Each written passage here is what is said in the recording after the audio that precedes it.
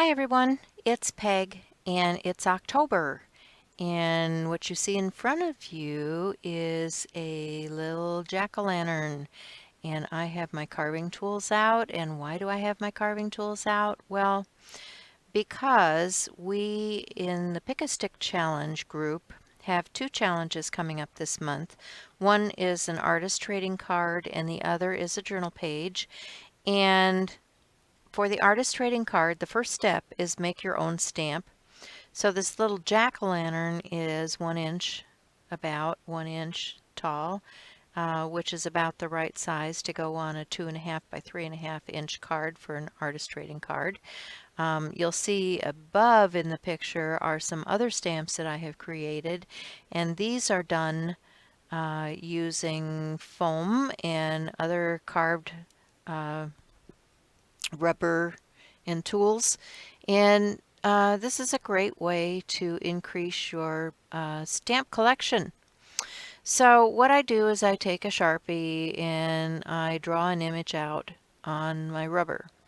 And then I take my tools, and what I want to do is where it's black, where I have drawn the line, I want to leave that. And where it is not black, that's the part that I want to carve away, because what I want to stamp is that black line, is that image that's left.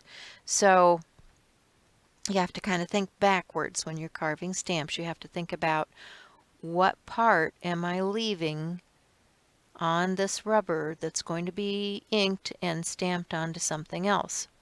So I've got a couple of tools and I'm working back and forth between them because one has a fine line and the other has a big gouge, and depending on what I'm doing, I use the tool that's appropriate, and I want to work away from myself.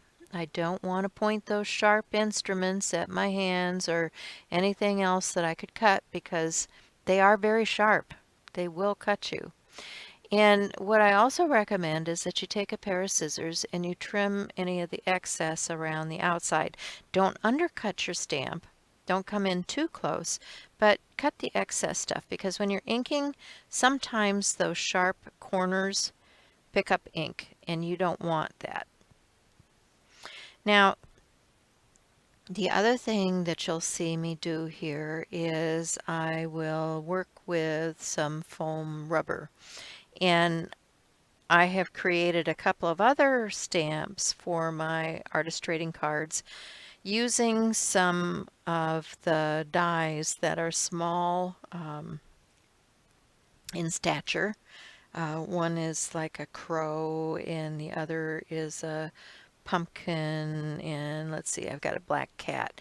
And so I'm going to die cut those, because you can use the thin foam with thinner die and run that through, or you can use a little bit thicker foam with the steel rule dies and run that through your die machine, and you can create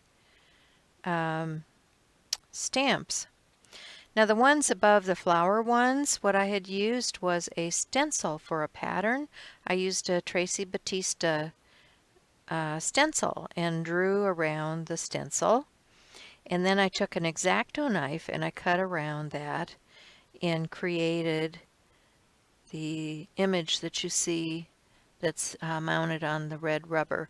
The red rubber is about maybe 1/4 inch thick, and gives a little more stability to your stamp. So, and you can even, if you have a hard time gripping, you can even layer a couple layers of that, or put a little handle on the back of that to handle that with. But I'm just playing, I'm stamping this down to see what pieces I've missed, because once you've done it, you kind of lose track of where you are with your image. And so I can see, oh, I missed this little spot here, or I need to take a little more there. And I just continue carving until I have my pumpkin completed.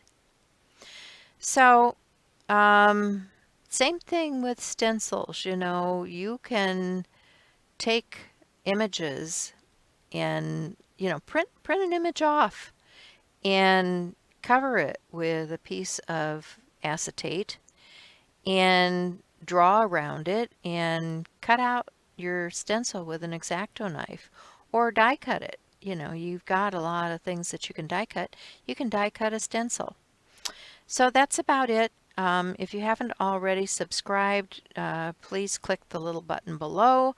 I'd love to hear from you. And for those of you that are in the challenge, this is just a little heads up that on the 15th, those artist trading cards will go live. So thanks for stopping by today. Bye.